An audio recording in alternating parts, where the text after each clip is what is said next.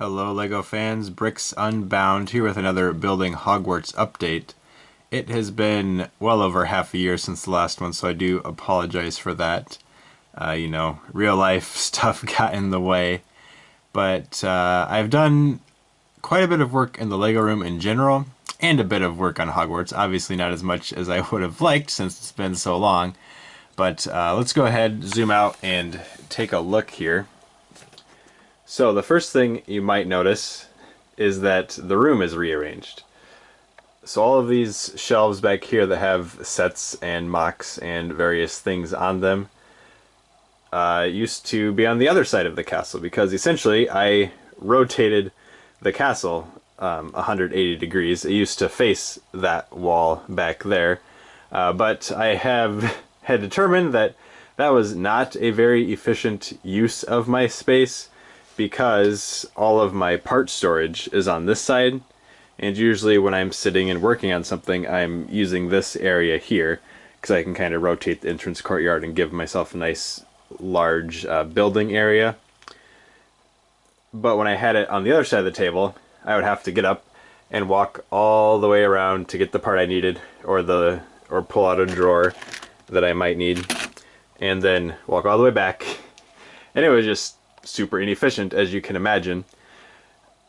So what I did was, these tables, I moved that direction by, I don't know, 5 or 6 inches, which is really all it took to give myself enough room to sit on this side and be able to turn around and grab parts. So that took quite a bit of doing, because there's a bunch of junk under the tables, lots of sets that need parted out or built or put on display or something like that. So I had to pull everything out. I also have been working on reorganizing parts storage in general and set storage. I've been purchasing a bunch of these drawer things off of Amazon or Target or wherever I could find them for cheap, and then I've been going through my unopened sets and parting a lot of them out, or building some of them, but then I have additional storage for those underneath the other side of the table. So I've been doing a lot of that, kind of for New Year's resolution. Essentially, I'm like, I'm gonna knock out at least one box of Lego every weekend and get it sorted and put away. And that's actually been helping quite a bit to just organize the room. But anyway, back to Hogwarts itself. So as I've been panning over it here, you might have noticed there are a couple of updates. Mainly these two towers here have roofs on them now. It might not be exactly the final version, but I was really getting sick of them just sitting open to the sky, and I was just kind of stuck on the roofs, and I was like, I'm not making any progress. I need to get these figured out, because it's kind of keeping me from working on anything else, because it's been bothering me so much. So I have used plates, which obviously doesn't look as good, I don't think, as, you know, the sloped bricks, but I can't really use sloped bricks here because it does need to be a relatively round shape, and there's these lower sections that are at a different angle than the next part up. So it's not great. I'm not 100% happy with it. It still has these gaps in between the different sections, but I needed something to work with. So if anybody has ideas on other ways to do that, to do these roofs, let me know. At one point I had been thinking, as I'd mentioned in a previous video, probably a year ago or more by now, doing something with like these tiles attached to the plates with the clips on them, clipped to these flexible tubes, because I'd seen that work pretty well on other builds that I have found on YouTube and things. I just wasn't quite figuring out exactly how to make that work for what I'm doing here. I don't know if my towers are kind of too narrow or something, but it just wasn't quite working out. But like I said, if anybody has other ideas than plates, let me know. Or if you think this looks good enough, let me know that as well. And the other spot that has gotten a roof, or a partial roof, again, as a temporary measure, a lot of it is to figure out kind of height and spacing on things too, is actually the Grand Staircase Tower. So look up there, lots of ugly gaps in between these for sure, and it's not really a attached to the tower proper or anything. It's just kind of sitting up there for now. But I wanted to kind of get an idea of what it would look like height-wise. And really, proportions-wise, the roof section should be nearly the same height as like half of the tower. It's not quite there. It's kind of close-ish. But it's a lot better looking than having nothing there, because it was just, you know, the flat top open space of the tower. But let's go ahead, walk around, and we will see. I'll show you the inside of that and kind of how it is currently set up. Again, there's certainly a better way to do it. And here we go. Now we can see the gaps are on the other side, so we can look in. So yes, Technic stuff.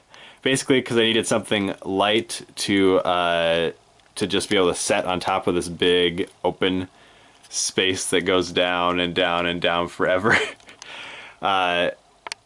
So I figured Technic would work fairly well for that. But basically, you can kind of see over on this one here. I just have oh, there's a closer one right here. There we go. A plate at an angle there that is attached to these large sections. So they're attached down here.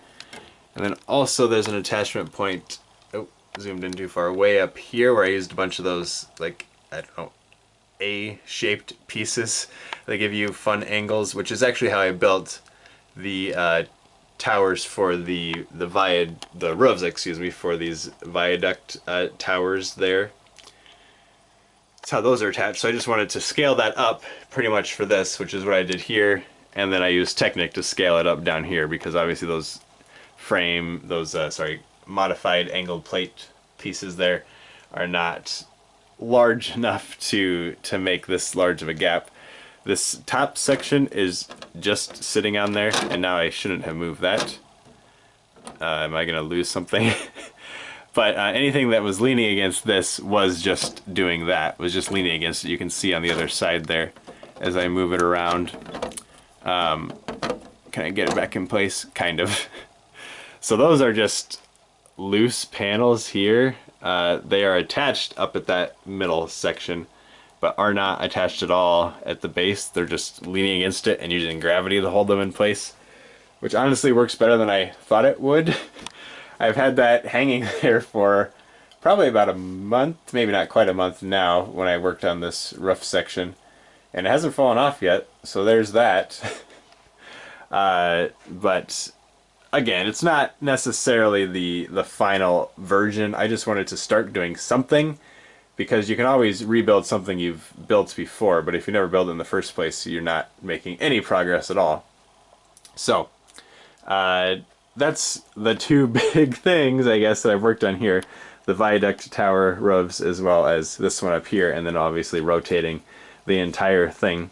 And I'm also happy that I did this, because these towers here, the bell towers, I am still incredibly happy with. They're probably still my favorite part, potentially, of the whole castle. And they were just facing that window down there, and you just never saw them. But now, when you come into the room, they're right here. You can see them well. I had several people, I think when I was first working on these, or first got them in place, who were like, hey, you should have those somewhere you can actually see them. And now I do, so I'm very happy about that. Like I said, they're probably my favorite part of the castle. I think they turned out pretty good. But other than that, everything is pretty similar. Hopefully next I'm going to keep building the Astronomy Tower up here. I need to figure out the height on that, as well as the final height for this tower, which, if it is at the height it's currently at, that actually works out pretty well. Because the other big part of this project is going to be rock work underneath, right? Which is going to be a pain to lift everything up and set it on top of things, but it needs to be done. I need to start getting this looking more castle-like. So the advantage of having this height kind of figured out is that now I can figure out how much space I have between it and the ceiling, which is not much. It's slightly over 4 big ugly rock pieces like this. So I'm gonna aim for the rock work being approximately this high. So these towers are going to just about scrape the ceiling,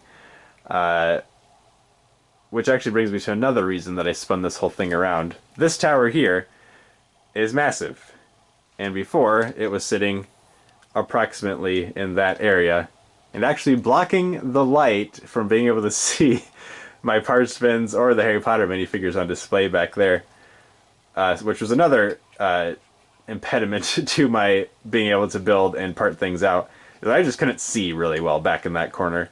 If I was handier with installing lights and things, I'd love to run some lights just along the bottom of that basically air conditioning duct section of the ceiling here, so then you can actually see the stuff back here better, especially those minifigures, because the Harry Potter ones down at the end are kind of in the dark, but it's a lot better now without the big tower in the way.